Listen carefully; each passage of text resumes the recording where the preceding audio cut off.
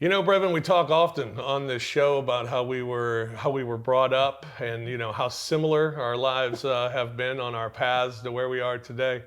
Very similar. I don't know about you, but that first day at the pool every summer, when you got to the pool, was that something that you really looked forward to? I kept telling you, we didn't go to the pool. That first day of the summer was go to the park. That's the only P word that's what we would go to. Right. But there weren't a lot of us rushing to the pool. No. Back in my time. No. All right. Well, I used to go to the pool a lot, and I'd love to get out to the pool.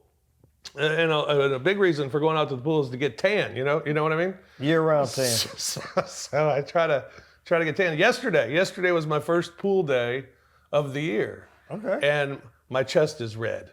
I mean, I am burned. I am burned. So do you not put on? Do you put anything on? No. Because see, this is how I do it. And I know there will be people out there like, oh my God, that's not how you're supposed to do it. Whatever. This is how I do it. I get burned. And I got burned from here to here. My arms are always been dark, so they didn't really get burned. But from here to here, chest, shoulders, top of the legs, burned. It might peel, it might not peel, but this is the base that now I'm going to be fine when I'm in the sun. And everything will be fine, and it'll turn into a great tan, and here we go. Summer's underway. Got my first burn out of the way. It'll be smooth sailing from here on out. What type of thought process is that, Joe? I'm going to burn my skin. Got to burn first. So for the entire summer, you won't put sunscreen on ever? No. I mean, when I go to Florida, I will. But here, when you're here, you don't put it on. No. That's What's wrong? yeah. That's bad. That's bad. Oh. Well, welcome to the show. This is Night Court. Jeez. I mean, you didn't have those problems? No, this skin don't get burned. And even just the thought process of I'm going to burn myself to give myself a base to get burnt more. It's burn, and now it's tan. It'll be tan from here on out. Get the burn over with, and then you tan. That's the key. Is this like a underground group that you belong to? I don't know many. I don't know many like me. Welcome to Night Court. I'm Rob Fisher. He's Brevin Knight. We're on Twitter at The Fish Nation, at Brevin Knight 22. You are listening to this program wherever you get your podcasts, or you're watching us on the Bluff City Media YouTube channel. We thank you for either way that you tune in each and every week. And we got a busy show for you today. This is Night Court After Dark. Yes. We are broadcasting. We are recording late on what night is it? Monday night. Monday night. And we even give them a day early. And we're coming a day early because we're previewing the conference finals for you. That's a big deal. Another thing I want to do on the show, I like to call this just some stuff to get out of the way. One, I don't thank Kenny Summerfield enough. You want to do Stubblefield? I mean, Stubblefield. Just told you that this is Night Court After Dark. Kenny Stubblefield, who is with us for these broadcasts, every one of these broadcasts, and sets up these broadcasts. So we thank him for doing that, and we just wanted to say hello to Kenny on the show here today. Hello, Kenny. How are you doing, man? I don't know if you're going to be able to hear me or not. Okay. You told me to bring a mic. Yeah. Is that a mic? It's supposedly a mic. Okay. We want you to I want you to be a part of the show. I'm here. And that if there's something you think we're out of line, or there's something you disagree with, or just something that needs to be corrected on the show. I've had to keep my mouth shut with you a lot this year, so yeah. This is going to be, you've opened So there you go. You've opened Pandora's box. Right, and if you have a follow-up question, feel free. So just chime on in whenever here on the show. Other thing that, taking care of business, still have my paper license. Still have the paper license. The new one hasn't come in, and still riding with expired tags. Haven't decided to make that move yet. But I told you the comfort that you feel to continue to do it for this long is amazing. But I have the email that says I paid Again, for it. I mean, like I said, not all of us are fortunate enough to be able to get to the email part of it. When your plate says 2/12/25, and this is now 5. And today is 5/19/25. A lot of us not gonna get to the point of, well, excuse me, hold on, sir. I got this email here that will tell you why. But mine expired 4. 4 was the last month. So it's only been 3 weeks, 2 weeks, 3 weeks. So we just haven't gotten them in the mail yet. It's been only 3 weeks since they expired. All right. Reverend Knight goes to jail for.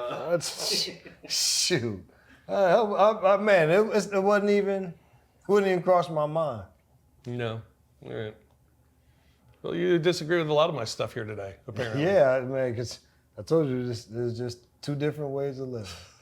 But we always say it always could just come back because there's some common thread. That's right. Through it all. They just happen in different ways. Yeah, that's right. like basketball, for example. Exactly. All right. The Eastern Conference, Indiana, they knock off Cleveland 4-1. Once it was 3-1, it felt like it was over. Cleveland had some guys banged up. Indiana was better than Cleveland. What happened to Cleveland? What was wrong with Cleveland? Well, the injuries were big, but the thing is, Indiana had been good. Since the All-Star break, they had the slow start to the season because defensively they were trying to still figure some things out. They knew how fast they wanted to play. They knew they had offensive talent, but they had forgotten about the defensive end. Well, as soon as they were able to recalibrate on that end, they've been a successful team for the majority of the season. And so Cleveland, and I always said that I thought these playoffs and what we've seen so much more in the league now is the parity in the game is that it's not so top heavy in terms of the first place teams and the 8th place team in terms of the playoffs and seeding. And then once you get into the middle, now those odds even are smaller in terms of your margin of error. And so with Cleveland starting off the series with Garland out of the game trying to play, then that already put them behind the 8 ball. And then Indiana just continues to shoot the ball well. They defend, and I give them a lot of credit. Rick Carlisle and their staff is that they haven't changed or succumbed to this. When you get to the playoffs, you got to play slow. You got to grind it out. They're not doing it at all. They're still playing with the same pace, the same speed that they played during the regular season. And Halliburton has been fantastic in his leadership and making plays, but everybody has contributed. And so I just thought that they were the better team in that series. Yeah, and then the Knicks advanced. They knock off Boston in 6 games. Game 6 really sucked. I mean, Knicks just never left a doubt from the get-go in Game 6. And Boston showed a lot, in Game 5 to come back and get that win. But in Game 6, it was over. And I think much like Indiana, having a 2-0 lead on the road is just it's massive. And in the fashion in which the Knicks were able to get their 2-0 lead. Absolutely. You know what I mean? Like it 20 just down in both. Yeah, it just gave you the confidence that if it had to get to Game 7, if they were able to do that, they would feel just fine being able to go in and play and win a Game 7. But it didn't go that far. And again, injury with Tatum. And the bigger thing with the injury to Tatum, it just happened. But the bigger thing I thought was the Porzingis situation. Which was weird. Which was very weird with him being out. Mostly it was an illness, and then he comes back to play, but he really can't breathe, and they couldn't play him. And so I thought more than anything, that is what really hampered them throughout that series. Yeah. All right, and then in the West, you had Minnesota knocking off Golden State in 5 games, 4-1. Steph Curry injury certainly was huge in that series. I mean, I thought Minnesota would win the series regardless before the injury. But once the injury happened, I think it was very difficult for Golden State to overcome. They became the Golden State Warriors before they got Jimmy Butler without having a real 1A player. Because at this point, Jimmy Butler, it's not his mentality to be able to do the things that Steph Curry does on a regular basis. It's just not. But he was a great piece and an addition to what Draymond Green and Steph and everybody else. He made it all work. But when you had to now say, all right, no, it's on your shoulders.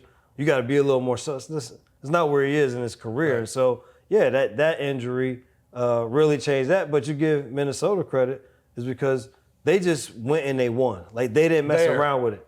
They went there and they got it done right away. And that was, you think, for Minnesota in these 2 playoff series, they only lost 2 games. Yeah. Like, they beat the Lakers and they beat the Warriors, both of them 4-1. A little respect. And so, and I think there'll be a nice challenge for the Thunder. And Oklahoma City beat Denver. Game 7 also sucked. Oklahoma City left no doubt in Game 7. Game 5 and Game 7 were both unbelievable. Why did Denver take them to 7 games? Because I thought just the experience and the inexperience of Minnesota, and I think it's what will... Of Oklahoma City. To be able to push themselves to that way, to allow... And then they were still able to play with Jokic being the big, being able to get others involved. Jamal Murray was playing well enough. Aaron Gordon, again, you say injury. What happened with Denver is you got Aaron Gordon out there playing on one leg and trying to contribute the way he could. And Oklahoma City, I just thought eventually they wore Denver down. Denver needed to be able to play more people, get more contributions, and when they weren't able to, then eventually just that style and the way that Oklahoma City plays. And they finally got a big game from Jalen Williams. Like, that was something that had been, like, you've been wanting to see him have, can there be something consistent to be a big, and he had a big second quarter, and so they're still the better team. The better team won. Yeah, Oklahoma City advances. They take on Minnesota, Indiana Pacers, and the New York Knicks. Kenny, your thoughts? I love how people like, man, it's like God, man. It's just a voice that's coming down. Yeah. This is gonna be. I think, obviously, Indiana just outlasted Cleveland. It was a weird series that Cleveland just could not. There was a little bit of injury issues there, but most of their guys played. Indiana's just, I think, kind of was an underdog team or kind of a under the radar team all year. They're just playing really well. They just play good basketball. Yeah. And like Brevin said, just stick to what they do. They play hard defense and they get up and down and they have a lot of depth. Yes. And their depth Yeah. beat out Cleveland. Yes. Yeah, great stuff, Kenny. Thanks for the call. Shut up. That's why, because I think they're playing really good basketball, I think this series is interesting because I think the Knicks are playing really good basketball. Yeah. And I think the Knicks are really balanced with the lineup that they have. And I think everybody's kind of performing in their roles. I mean, I like the Knicks right now just because maybe it's a recency bias more than anything, that I watched more of their games than I even watched the Indiana games. But I know Indiana's playing really well, but I don't know. I like the Knicks. I just think their players are making big time plays. All of them are. All of them. I think it's going to be a 7-game series unless Indiana beats them in 5 or 6. I don't think it's going to be New York beating them in that. And I think a lot of it's going to come down to, the lineup that the Knicks plays. You know how short of a lineup they play. Yeah. And if they allow Indiana to be able to run up and down and play with the amount of guys that they play, because they're fine to play 10 guys, and nothing changes for them. And so I think at some point, if it can't be a slower game at some point, and Indiana defensively has been able to change defenses, and be comfortable playing man, and for Brunson, which is playing with different people, but then also now let's just play the zone and make these other guys have to make shots because it'll be a lot tougher for him to get shots. So I think it's going to be, even though New York is the higher seed and will be a favorite, and for me, I think Indiana is more a favorite than New York. Wow. Can you agree with that? I still think the two best players in that. Are you supposed to hold that microphone? My bad, yeah. I still think There's the the two mic. best- When you call in, you got to talk into go the to mic Kenny. on your phone. Kenny, you're on. Brevin, I think you're wrong. Yeah. I think Finally, someone putting him in his place today. I think the two best players on the court are Kat and Jalen Brunson, and I still think as much as parity as there is in the league, and as much as it is about the, how good can the role players play, right? To me, in the playoffs, it's still about the two best. Who has the best players on the court? And I think Jalen Brunson and Kat are the best players on the court. Well, I think that Halliburton has proven that he is ready for a moment as much as you need to be. And Pascal Siakam, who people won't talk a lot about, has had good numbers in these playoff series. And so I think for them, they're the two guys that they can rely. But other guys have made big shots. Nembhard has made big shots and big plays for them. And so that's when Miles Turner, because of his versatility of being able to pick and pop, very similar to Karl Anthony Towns, except might not be as good of a ball handler, but can get where he wants to in terms of putting it on the floor to get to the basket, or can play in the post, block shots on the other end. So he's not one of these bigs that has to come off the floor because Karl Anthony Towns is what he is. Right. And then they can bring in a Thomas Bryant. They got somebody big enough to be able to mess with Mitchell Robinson on the offensive glass, which when he comes in, which is a big plus for them. So you got two guys you worry about off of the bench, and Deuce McBride and Mitchell Robinson. And after that, then that's pretty much what they like to play. And so I just think eventually, if the Pacers can do what they do, it's gonna become a factor. Mm-hmm. So you think their depth is gonna? Do you think Indiana's depth is gonna win the series? I think their depth puts them in a position to be the better team. So if we're picking the series, would you pick Indiana? I'll pick Indiana. Wow. I'm picking the Knicks. Yeah. I'm going to pick the Knicks. Kenny, you got the Knicks? Knicks. All right. Yeah. I like it. I like your pick, though. It's bold. You know what's going to suck, though? He has two options. He's got the Knicks or the Pacers. One thing. Well, it's bold because it's deeper than Jalen Brunson is going to make every end of the game play and shot because it's going to come down to that, or Karl Anthony Towns because people going to call him out the day before and he's going to come back and have a great game. Yeah. I know what to expect from Indiana on a regular basis, what they're going to do. Now, will they be able to, the moment will be there? Hey, listen, this is back-to-back for them being in this position. I really hope the Knicks win, because if they don't, on this show, I don't know why you don't listen to the basketball guy. Never played the game before. I mean, whoop-de-doo. Good for you, dude. All right.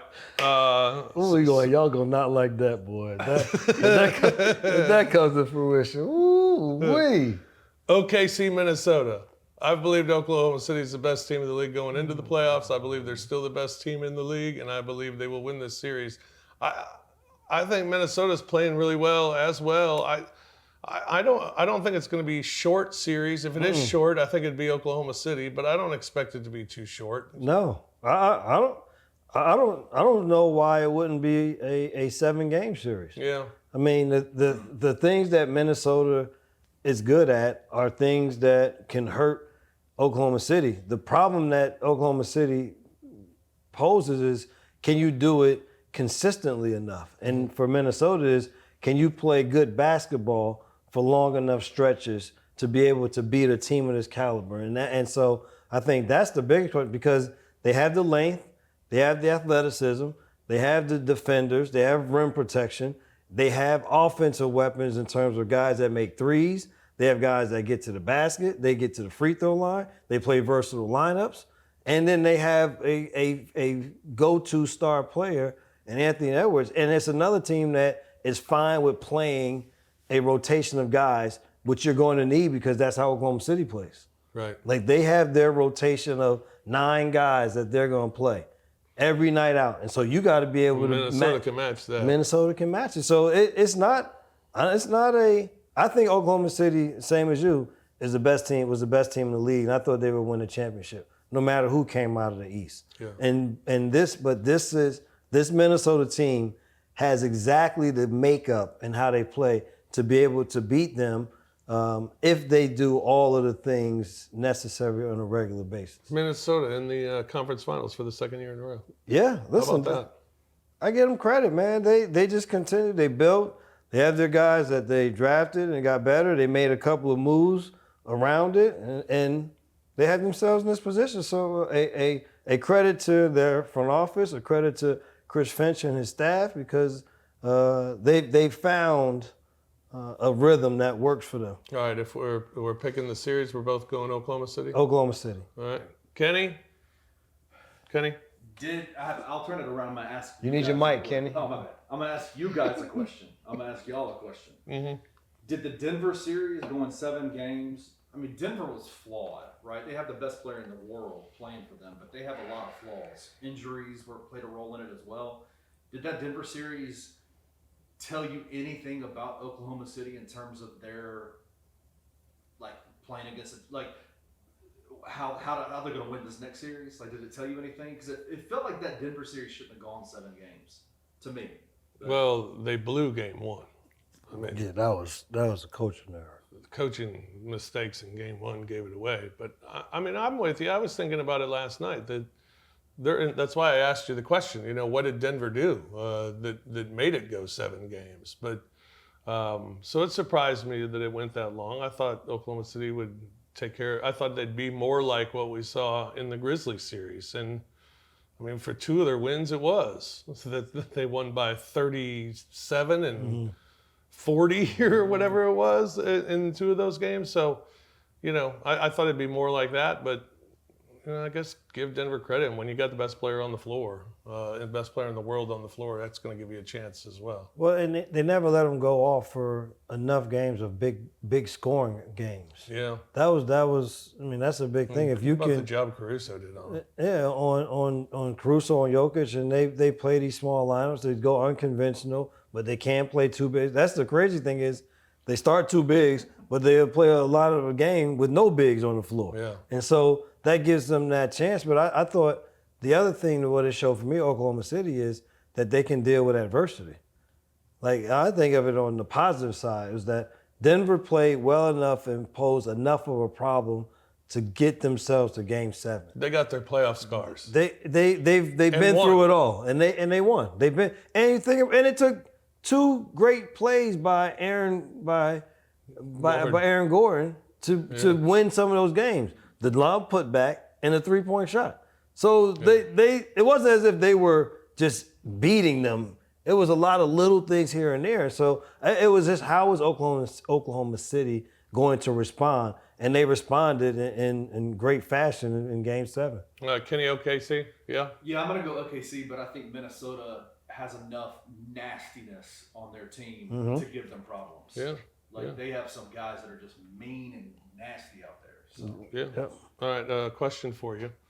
Of all the players that remain in the playoffs, who is the all-time leading scorer in the playoffs, in playoff history, of all the guys that are still alive?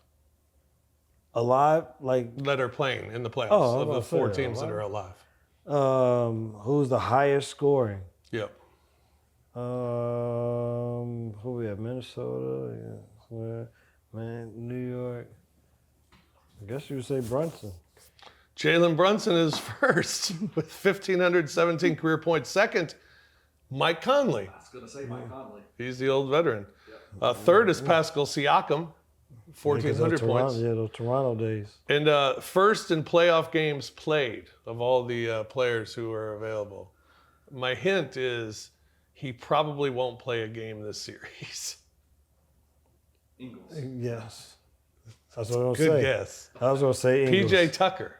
Oh, yeah. Oh, that's right, with the PJ Knicks. Tucker, yeah. And then second is Mike Conley as well on that list. He So is, how about that? he is always in the huddles. He's good at huddle time. All right, I heard this question asked of Brevin on a radio interview earlier today, and I'm just going to steal it because it was a really good question and a really good answer from Brevin, so we're going to make him do it again. See if he remembers to say it the same way. All right, but I'm adding a player just because I'm going to put a player from each team. Okay. We're going SGA, Ant, Brunson, Halliburton. Give me the order of the guy that you want in this moment. Conference finals. Head of your snake. Well, the question is more. There's a little this is a little different question because the question earlier was final possession. Yeah. Who do you want the ball with in the final possession? I'm saying the guy that you want going into this conference finals. You want is your guy. This is the guy I'm going to battle with my team. Well, it would be dumb of me to not say SGA if I'm saying that Oklahoma City's gonna win it. So and if this question, the way that this question is posed is different than earlier, but so my question's better, dude. No, your question takes more into consideration. Now you're talking about the duration of the game. How do they influence offensively and defensively, and what does that do? The other one was like last possession of the game. You have the ball. Which one of these three do you want? All right, fine. Brunson, SGA, and Halliburton. No, and you just added Halliburton. I'm adding Halliburton. I'm fine with the other way because go ahead. Earlier today I said Brunson because we've seen him do it time and time again. Yeah. And then I went SGA because of the type shots that he can create, but he also knows how to make a play for somebody else. Right. Then I went Anthony Edwards, and then I would put I almost would put Halliburton above Anthony Edwards because the problem with Anthony Edwards is he hasn't made those shots.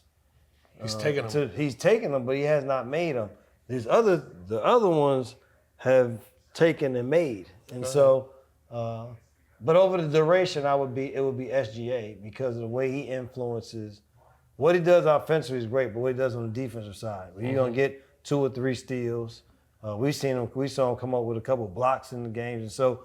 Because of his influence on both ends, I would put him there first, and then that's where Brunson would probably come after that. Then I may put Anthony Edwards, just because, again, what he'll do on the entirety and for the duration of a game, and then Halliburton. All right. Kenny, was he all right on his answer? I just think Halliburton. Well, okay. To your question or to the previous question? Oh, for Christ's sake. I already forget my question. I said Brevin was wrong earlier. I said Brevin was 1,000% right. Okay. All right. Good. That's a good. That's a good comeback from me. Yeah.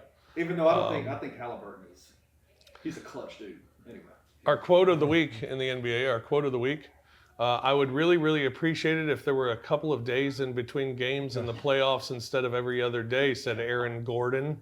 The product of the game would be a lot better. You'll see a higher level of basketball and probably less blowouts. Jeez. So you want 2 days off in between every game of the. First of all, we're going to mid-July. Yeah. Second, that's just silly. I mean, don't you know when it comes to the playoffs that we play every other day? I mean, there might be that occasion when you have a couple extra days or just whatever. Just the one extra day that everybody you may get in your series. But my thing was, unless this was an issue when they won the championship last year. I don't remember him saying it was an issue. Then it can't be an issue this year. And so that's my only thing. And too many times we are trying to fix and navigate and massage everything. Like you can't do some things just are what they are. And I say it's 82 games in the NBA season. That's what you sign up to do. Try to play it, but it's not going. More times than not, you're gonna get hurt. Something will happen. You won't play. The playoffs are gonna be every other day, and then you may get the extra day. That's just what it is. Like, it's been that way. There's no need in having to massage. And if you happen to get hurt or something happens and you need the extra day, then you may have to miss a game or two. But I don't like when things don't go right. Then all of a sudden you're gonna nitpick and find well, what was wrong with this that made it that way. No, it just didn't go your way this time. All right, big news this week. Big news. Week 1 of the W. Yeah. And we had a Caitlin Clark triple-double. And she also flagrant fouled Angel Reese. This is so much fun and exciting, and hearing them talk and hearing Angel, who's Oh, shut up because I got stuff to say. Hearing Angel don't like Caitlin. No. It seems very apparent. So I mean, it's becoming where it feels like you either have to be Team Caitlin or Team Angel. Brevin, I ask you, are you Team Caitlin or Team Angel? I will honestly say to you that it's neither. And only for this reason is that I know that the people have hyped up that there's a history there that I don't really know. Yeah, But I know this. The one thing I will say is it is good for the W. That, it's great. That this is it's not that it's the negative, but you need to create some type controversy in some way. But in the controversy being there, you don't forget that the basketball is still there. So as long as you're able to talk about, they got this going on, but triple-double, probably old girl probably got another double-double because she gets a double-double every night. And so as now you can also get the basketball in along with the controversy. There you go. Wow. Caitlin is now third all time on the triple-double list. How about that? Third all time on the triple-double list. All right, the hockey playoffs. It's Edmonton against Dallas. It's Florida against Carolina. Who you like? I like Florida versus Edmonton again. Florida, Edmonton, back-to-back years. All right. I think Edmonton is right now just on a roll. And Florida hey man, they've been great for the last 3 years. Yeah. Why not continue? Why not again? Yeah. I'm going Edmonton, Florida as well in the Stanley Cup Finals. And I'm rooting for Edmonton. I hope they get it done this year. All right. Scott Scheffler. How about Scott Scheffler winning the PGA Championship and doing it with ease? I mean, I think we've been waiting all year to see him regain form, but he had the hand injury at the early part of the year, so it was good to see. I mean, he just reestablished that he's one of the most dominant golfers that are out there right now. And the way that he finished, it was just amazing to watch him hit the ball the way that he does, and it was fun to watch. But there's some other guys kind of falter that made it a little bit easier for him. Yeah, made the score look pretty easy for him. All right, toasts. You got any toasts? No toast for me. Kenny, got any toasts? The first night, come on, you gotta have a toast the first night. I got a toast to you guys, man. Both of y'all. Oh, well. Y'all are the best. Thanks, brother. Shout out. Still drinking my Chick-fil-A soda. They closed 3 hours ago. That's how big this thing is. I mean, how flat is it? It's a little flat. Hey, here's another thing about the NBA playoffs. It's a little flat. Yep. All 4 teams, all healthy teams. Yeah. It's part of the thing. I mean, it's a part of the formula that you don't know. Absolutely. And I hate when people say the teams had easy roads because, I mean, last year was Indiana. I mean, I guess this year they'd say Indiana too. But, I mean, that's injuries are part of it. I don't even want to say injuries are part of it. Staying healthy is part of it. Yes. A huge part of it. All right. Shout out as well to Coach Carl who opened his pool. So that you can burn yourself. Burn myself. I mean, but my face looks fantastic. I don't know if you noticed so far after one day at the pool. Kenny, I know, right? I'm worried about you. Your face is good. Not a baby. I'm worried about you. All right, that's going to do it for this edition. Does your family know you do this? The show? No. No. Do they know that you burn yourself on purpose to get a better tan? I don't think so. I don't think they know. I need to look that up. It works for me. Oh, don't look it up. It probably won't be a good ending. That's going to do it for us this week here on Night Court. Thanks, Kenny. Kenny Stubblefield, everybody. Appreciate you. Summerfield. Yeah, I was about to say thank you, Kenny Summerfield. Appreciate you, man. We couldn't do this without you. Shout out. Much love. You can catch us on Twitter at The Fish Nation, at Brevin Knight 22, the show at Night Court 22. Thanks for watching on the Bluff City Media YouTube channel. Thanks for listening wherever you get your podcasts. For BK, I'm Fish. We'll do it again next week here on Night Court. Night Court? Yeah. Odds Couples, that other show that I do on Grind City Media. We almost made it. It's on Grind City Media. It's called The Odds Couple. It's fantastic. Check it out. Mondays and Thursdays, live at 2. For BK, I'm Fish. We'll talk to you next week here on Night Court. Peace. Thank you for listening to the Night Court podcast. If you enjoyed Rob and Brevin, hit that like button, subscribe to the Bluff City Media YouTube channel, and enjoy the content. We will see you back here next time.